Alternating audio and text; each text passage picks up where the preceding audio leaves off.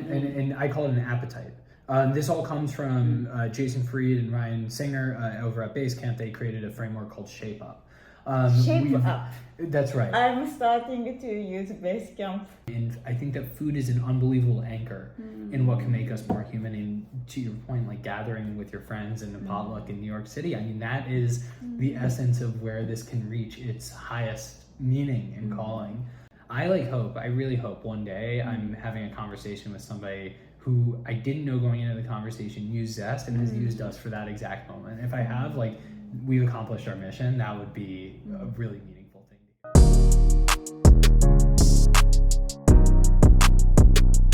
I see. So when you decided to change things earlier, what kind of process? And then you and your team decided, oh, maybe this is not now. Okay, let's go next.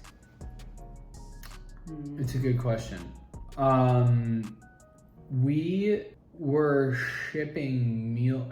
You get feedback from users, so it's like either analytically it clearly doesn't work. That's like where we are at this point. You have to do it more qualitatively when you're first starting out because you have fewer people who are paying to use the product, so you can't learn through the analytics as easily or as reliably. But at this point, the dashboards will speak to us, and then if we're trying to gain deeper insight into what worked, what might not have worked, or if these things are close, get on the phone with people who are actually paying to use the thing and then had an experience with it, either successful or unsuccessful, learn where they struggled. Is this something worth leaning into that may have not been presented right, or is it something that just you should throw in the trash bin because it didn't materialize the way that you thought it might? I see. Okay. If I remember correctly, you born and raised in New Jersey, right? So what kind of child are you, Jake? I am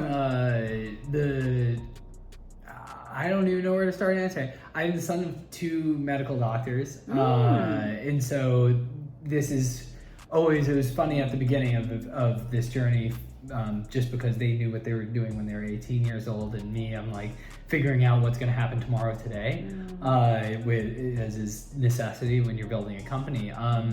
But grew up with a couple of siblings and parents there. My grandmother, fantastic cook. We would be with her. She was from New York City as well. Really? And so that was really the connection to food, and where that ultimately was seeded and came from. And we would see them in the city, and that's who I'd spend my early childhood and summers with. I still remember she has, like, in her kitchen in New York, you know, the alley kitchen, the radio where the music would be on when you would walk in, and then the oven on the left as she's hustling around and making sure that everything is getting ready, and just being present around that. There was a little play area right at the end of that hallway, as things were coming together. So that's really like the seed of connection to food in my own personal life.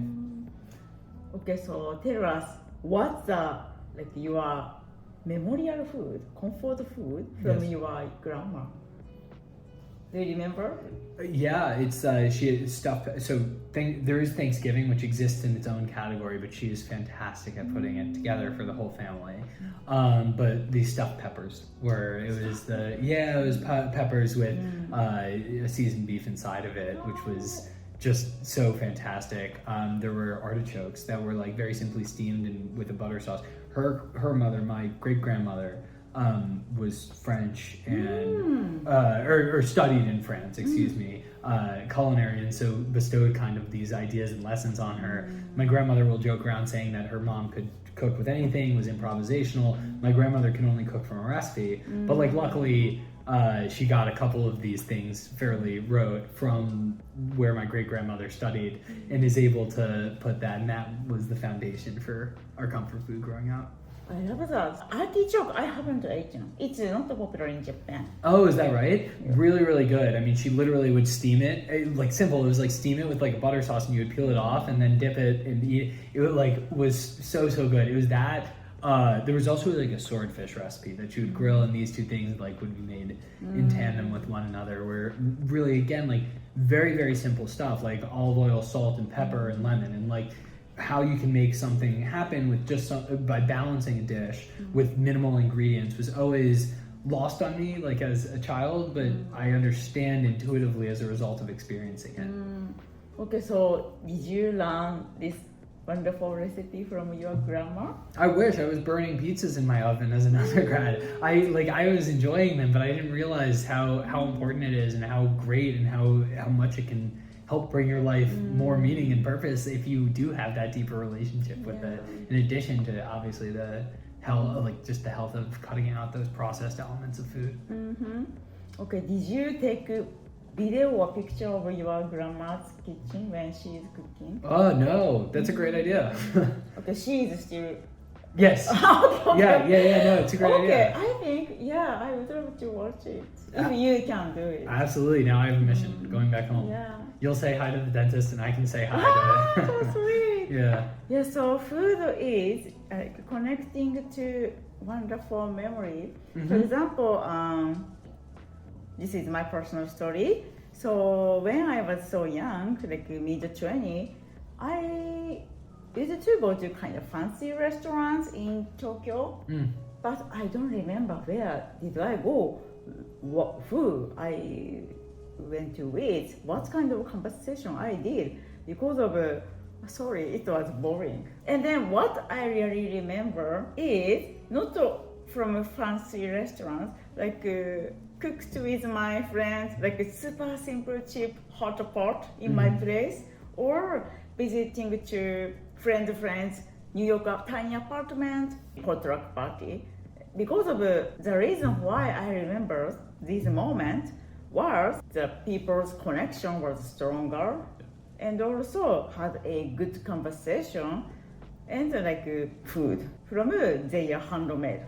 That's why I really remember, and I cannot forget it. Yeah.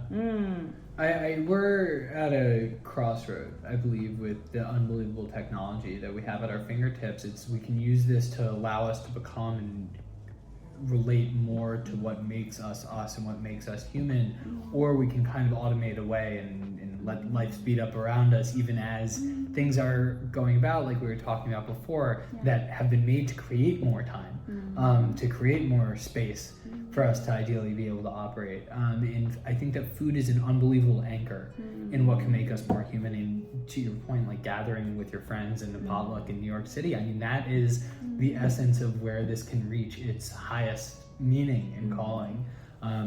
I really hope one day I'm having a conversation with somebody who I didn't know going into the conversation used Zest and has used us for that exact moment. If I have, we've accomplished our mission, that would be a really meaningful thing to hear. I think we can do it. For example, even just a free event, 2 hours, and then using You're always bringing people together. Yeah, because I know I have a loneliness, especially from a pandemic.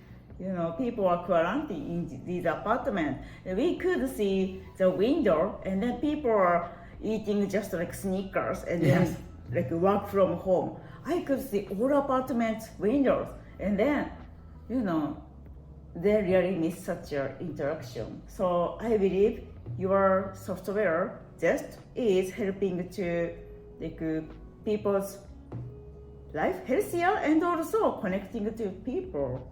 Yeah, absolutely. And there is as you lean deeper into the jobs to be done, there is a jobs to be done joke in there about someone eating Snickers while they hunch over their computer at home. They probably eat a Milky Way while they watch TV on their couch.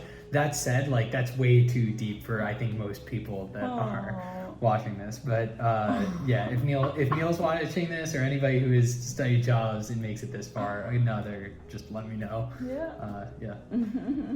Thank you so much. Thank you. And you guys do fundraising, correct? Yes. I see. Do you want to promote something? So our audience has some investors who are looking for early stage funders. Absolutely. If you are interested in revolutionizing the way that young people cook, reach out. I don't know if you have a contact through the channel, or I can provide my own contact. LinkedIn, Jay Gutstein, JKEGUTSTEIN on LinkedIn. Let's talk though, because we're excited with what we're building at Zest and constantly looking for people to partner with. Thank you. And so almost the last question. So do you have some pain point currently I could help you, and our audience also could be helpful for you. Yeah, deep experience in gamification, and if you're passionate about this, please reach out. I would say please reach out. Let's talk. Deeper experience in elements of personalization, be it generative capabilities or elements that can help us personalize. We're starting to think much more deeply about those two areas.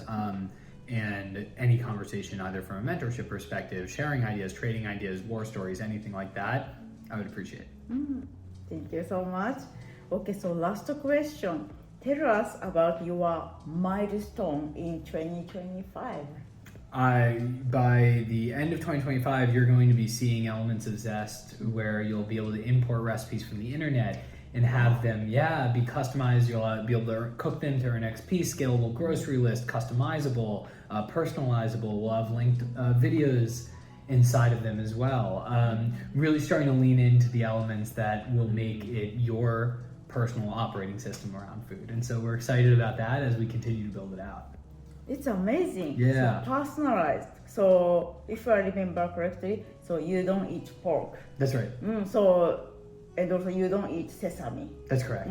So these personal information and also your personal preference. Maybe you want to be more stronger, or I want to do more skinnier, or these idea, including, and also you mentioned from the internet we can find some picture or information, and then utilize this original source, and then can make recipe. Crazy. Yeah, Wow. You're going to be able to bring things in from online and then customize them to your personal preferences and profile. Share them with the people that you care about, love. We're excited about where that's going to go. How did you come up with such a wonderful idea? Listen to what people are asking for. So we talk to the paid customers, and we'll hear where struggles may arise, or when you don't use us, like what is happening, where are you going, what are the occasions, how does that happen, and we have a series of solutions coming about with an infrastructure that's currently being built out to address a lot of those. Amazing. So after listening to paid users, paid customers, idea, and I know many founders or people tend to be a perfection. So I don't know, maybe I am Japanese. That's why Japanese culture, we have perfection. So people said, I want to go to New York, but after my English become perfect. Right. So that they become super older, and then having a child cannot move to New York anymore, like this stuff. Anyway, in these days, I often see many people's perfection and then losing opportunities. So I'm kind of too optimistic person, kind of opposite of perfection. So I'm curious. So how do you manage your perfection? Well, people will talk about it as like shipping, iterating, like just keep on iterating. I think more tactically, the way that can work is when people build and ship product right now, they typically will do it on a variable timeline. So it doesn't matter how long it takes, in a fixed scope. We need to get this project out, and we need to do it as quickly. They'll say, hypothetically, we'll do it as quickly as we can, but it's going to happen with a timeline that is a bit more variable, and we'll build it. We at the company will operate on a fixed timeline, so we're going to ship something within a certain amount of time in a variable scope. It doesn't actually matter what the thing is going to be, but we know what we want to address with it. And so when you do that, it just forces you to move. And the reality is, like, I wish that we could build things out to their perfective state, but there are so many things that we could work on in any given moment that you have to essentially prioritize those items, decide how much time you're willing to spend on it, both from a technical perspective, so how hard is it to get something like this out, but then also what are the trade-offs that you can make to actually get something out in a reasonable amount of time to move on to the next opportunity and just continue to build this ship that you really have to put in one plank at a time. I see. Okay. So tips 1, like setting the deadline. Set the deadline, and I call it an appetite. This all comes from Jason Fried and Ryan Singer over at Basecamp. They created a framework called Shape Up. Shape we've- up. That's right. I'm starting to use Basecamp. Okay, no, it means that you've been spending a lot of time with Neal. It is. They obviously they are legends in their own right. Ryan has done a ton of work beyond now thinking about it. I think that Jason and Ryan both, and we've kind of adapted it to something that we call Age Up.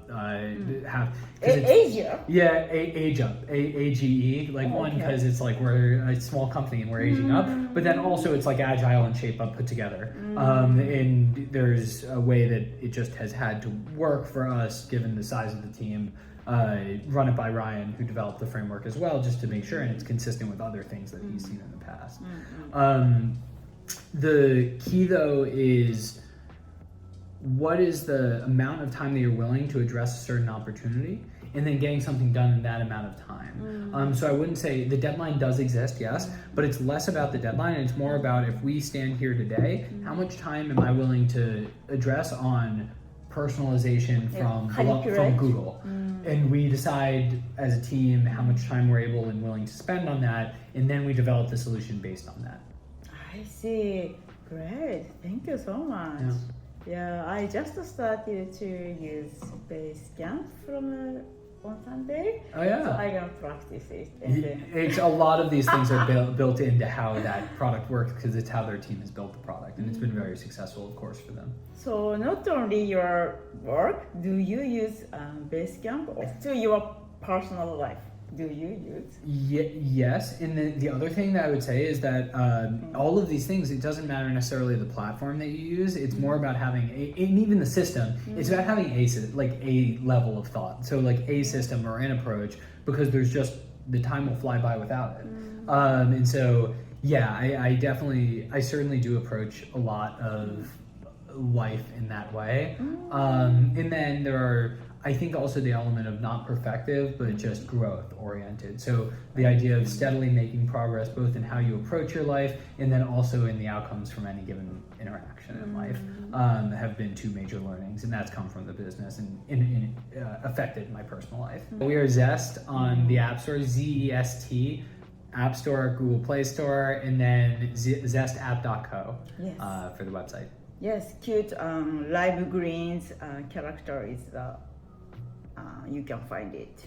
Yeah. Okay. Thank you so much, Jake. Bye bye. Thanks for having me on. Yeah. Bye bye. The 3 key takeaways from Conversation with Jake Part 2. 1. Forget perfect. Set an appetite and just sip. The secret to momentum. Decide how much time you will spend, not how perfect the result will be. Jake and his team at Zest work in fixed timelines with flexible scope inspired by Basecamp's Shape Up method, a framework introduced to him during his Techstars journey with mentor Neal. They don't ask, how can we make this perfect? They ask, how much time can we give this right now? Example, when building a new personalization feature, they don't obsess over version 10.0. They commit to 1 week and ship something meaningful and improve it next. Tools like Basecamp and methods like Shape Up helped Jake and now me too. Move forward without getting stuck in perfection. 2.